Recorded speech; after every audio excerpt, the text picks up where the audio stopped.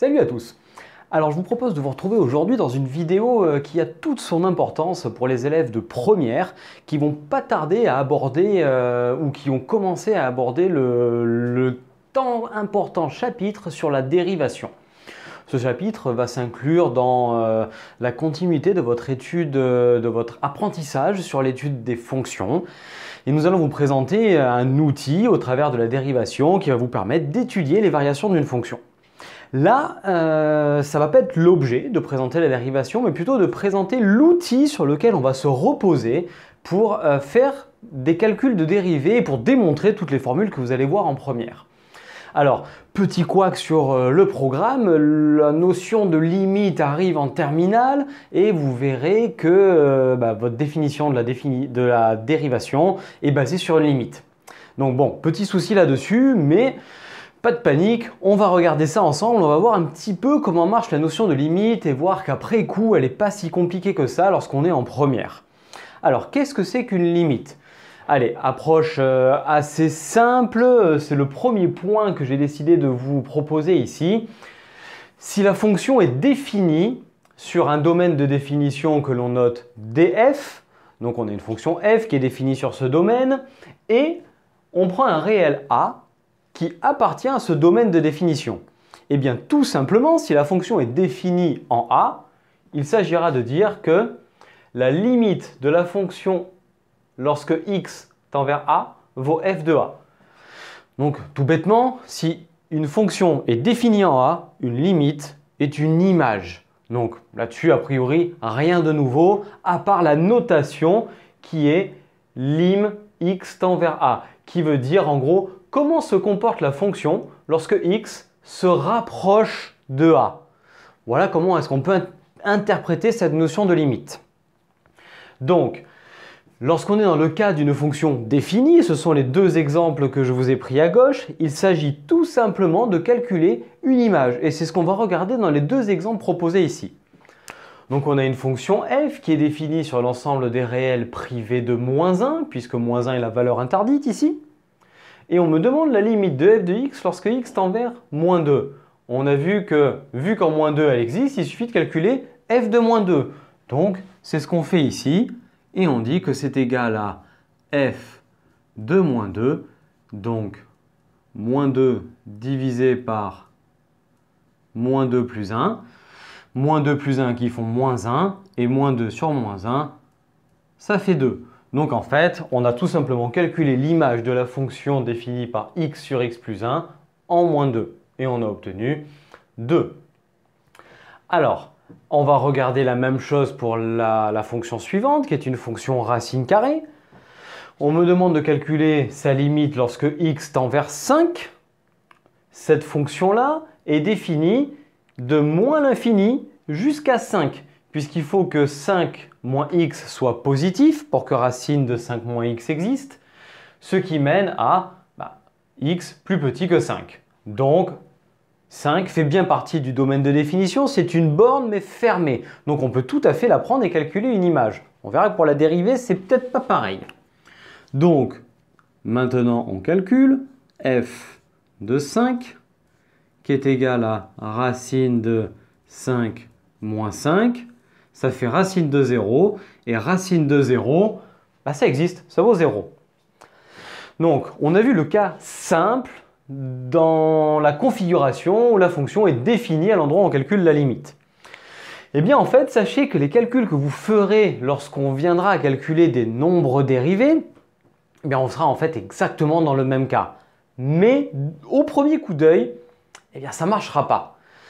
Donc, l'astuce à avoir là-dedans, c'est de vous dire que tant que vous aurez quelque chose de la forme 0 sur 0, je mets des grosses guillemets autour, eh bien, c'est que vous n'avez pas abouti votre calcul, votre simplification. Ce sont les 4 exemples que l'on va voir ici. C'est-à-dire que dès que je remplacerai x par la valeur qui est proposée dans la limite et que ça me donnera un divisé par 0, en gros, eh bien, c'est que je n'ai pas fini. C'est qu'il faut que je continue à factoriser, simplifier, mettre au même dénominateur ou, petit rappel que l'on va voir ici, multiplier par la quantité conjuguée. Allez, on va commencer de suite et on va regarder la première fonction qui est proposée ici, avec la méthode du coup que je vous rappelle en haut en vous disant qu'en classe de première, on arrivera toujours à calculer la limite, même si au premier coup d'œil, cela semble impossible. On regarde, premier coup d'œil, on me demande la limite de la fonction en 0, 0 moins 0, 0 divisé par 0, pas embêté, 0 divisé par 0, qu'est-ce que ça fait? Vous verrez en terminale qu'en général, on a des méthodes autour de ça, mais c'est ce qu'on appelle une forme indéterminée qui est fort embêtante en général pour les élèves de terminale. On va voir qu'ici, pas très compliqué. On peut identifier au numérateur x carré moins x, donc un polynôme du second degré, avec un facteur commun qui est x. Donc en fait, ce qu'il faut faire ici, c'est qu'il faut d'abord modifier l'écriture de la fonction f. Donc, premier point, on a f de x qui est égal à x facteur de x moins 1 divisé par x. Et, magie, x se retrouve en haut et en bas en facteur. On peut donc les barrer, ce qui me donne x moins 1.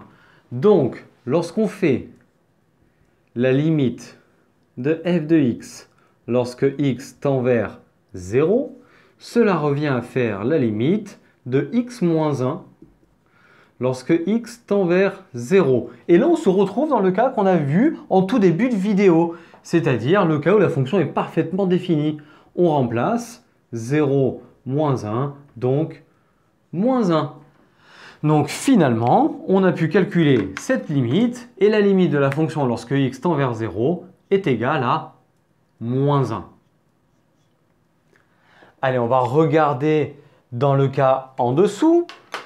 On se retrouve avec une fonction qui est une fonction g où on me demande de faire la limite en moins 1. On remplace, moins 1 au carré ça fait 1, 1 moins 1, 0, et en bas, moins 1 plus 1, 0, à nouveau 0 sur 0. Donc à premier coup d'œil, on est bloqué, on ne peut pas calculer l'image. On va faire comme avant et on va essayer de modifier l'écriture. Mais là, pas de facteur commun. En tout cas, toujours au premier coup d'œil. Donc on regarde et on a x carré moins 1. Qu'est-ce qu'on reconnaît dans x carré moins 1?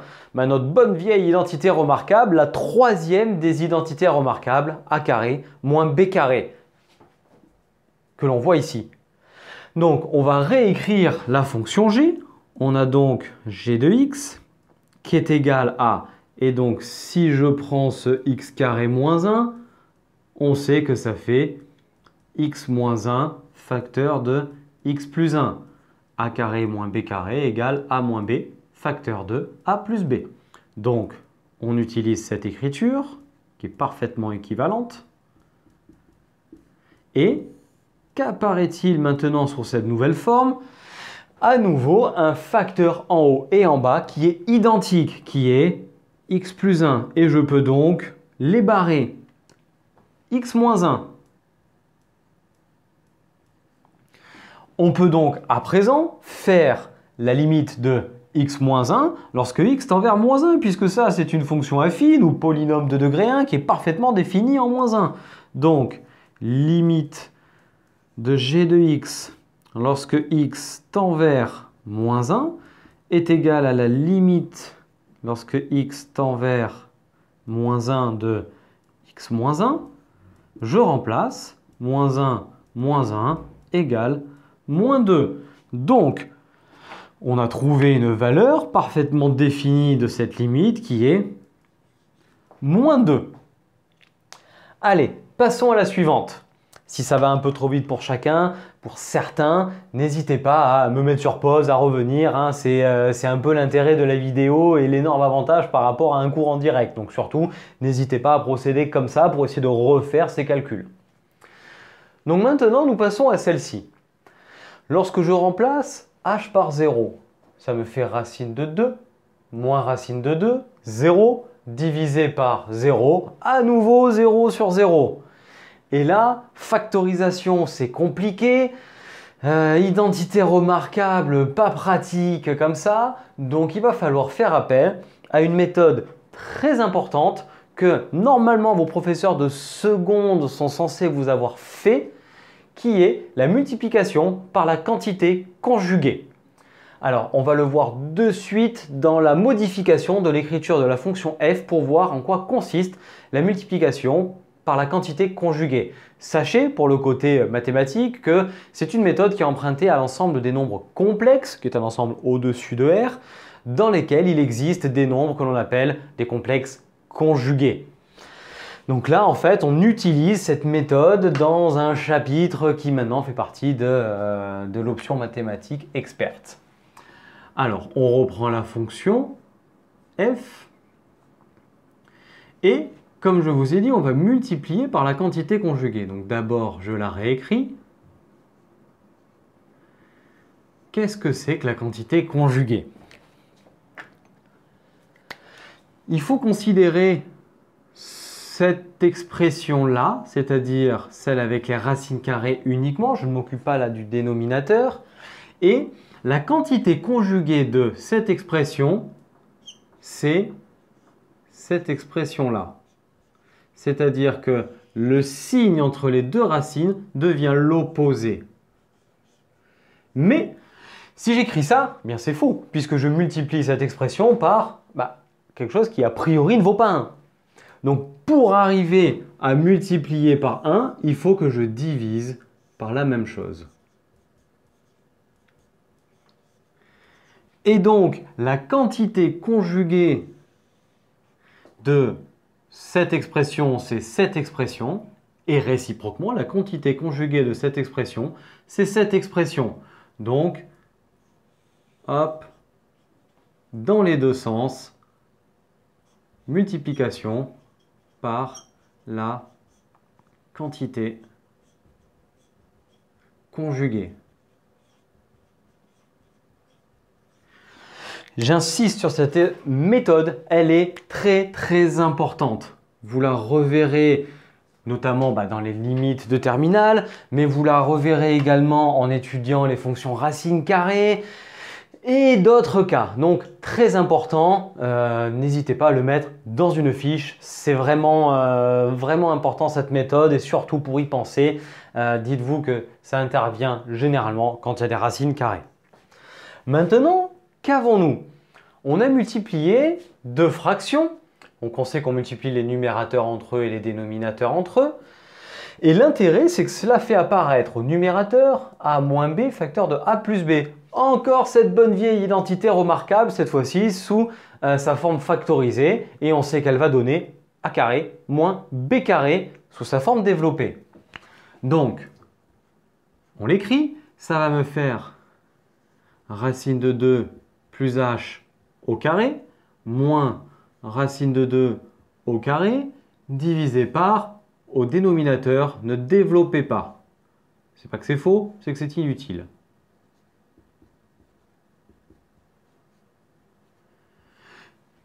Et là, vous pouvez voir déjà que le problème qu'on avait, c'était le moins entre les deux racines qui nous faisait apparaître en 0, 0 sur le numérateur. Au dénominateur, déjà, on perd le 0 puisque les deux valeurs vont s'additionner. Et donc là, du coup, vous allez voir tout l'intérêt de cette méthode. A carré moins b carré, ça me fait donc 2 plus h moins 2, donc h, divisé par h, facteur de racine de 2 plus h plus racine de 2. Et là, top, on se retrouve avec h en haut, h en bas, tout ça en facteur, on peut les dégager. Ce qui me donne 1 sur racine de 2 plus h plus racine de 2.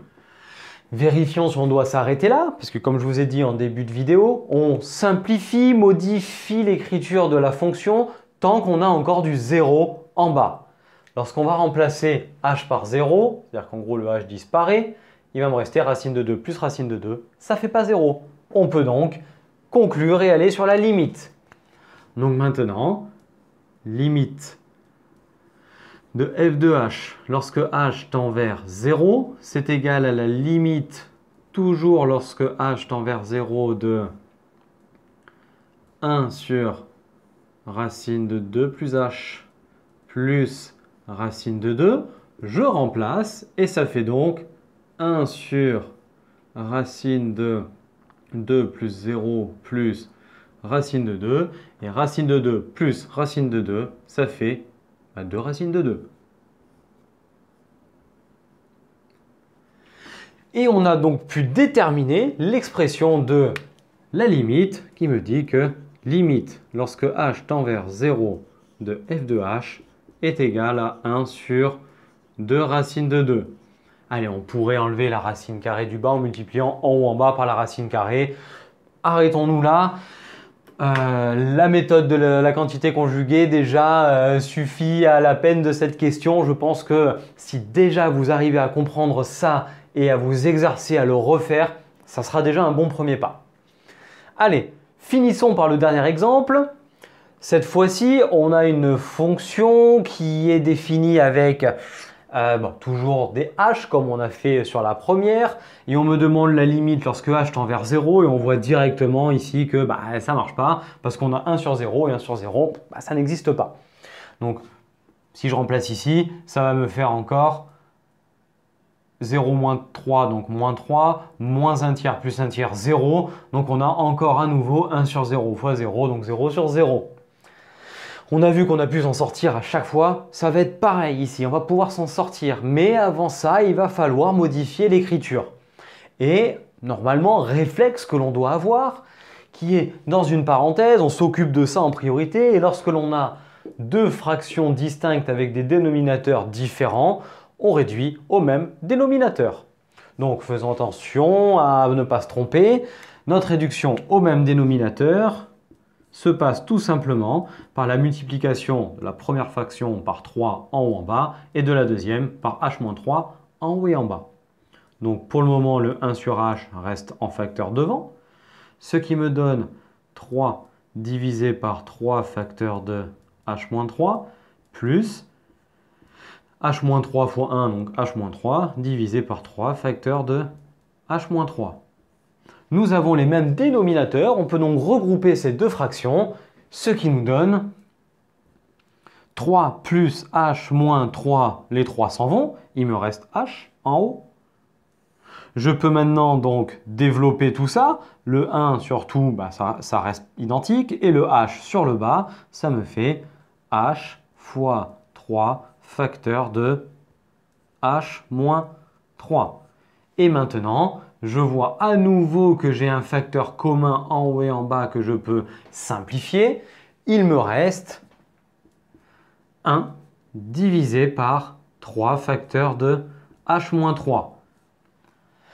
Vérifions si on peut remplacer h par 0. Si je remplace h par 0, ça me fait 3 fois moins 3. Il n'y a plus 0 en bas. Donc on peut passer à la limite et on obtient limite de t de h lorsque h tend vers 0 est égal à la limite de ce que l'on vient de déterminer, 1 sur 3 facteur de h-3 lorsque h tend vers 0, ce qui me donne 1 divisé par 3 fois moins 3, donc moins 1 neuvième. Et voilà la limite qui finalement paraissait impossible au début, comme dans chacun des 3 cas précédents. On arrive à un résultat bien déterminé. Donc dans chacun des cas, on s'est retrouvé avec une fonction qui me donnait quelque chose de la forme 0 sur 0. Et par modification d'écriture, on est arrivé finalement à factoriser, utiliser une identité remarquable, la quantité conjuguée, et je pense qu'au-delà de la notion de limite ici, c'est quand même le point très important de cette vidéo, ou alors une réduction au même dénominateur, et à la fin, on est arrivé à calculer cette limite comme une simple image. Donc j'espère que vous êtes arrivé à voir un petit peu plus clair par rapport à ceux qui ont déjà commencé la dérivation et qui ont vu cette notion de limite parachuter comme ça d'un coup dans le cours. Ceux qui n'ont pas commencé la dérivation, je vous invite vivement à commencer ça avant. Ça ne vous fera pas de mal et ça vous permettra d'anticiper les difficultés. On fera une autre vidéo sur la notion de dérivation pure avec sa définition et l'utilisation de ce qu'on vient de faire ici.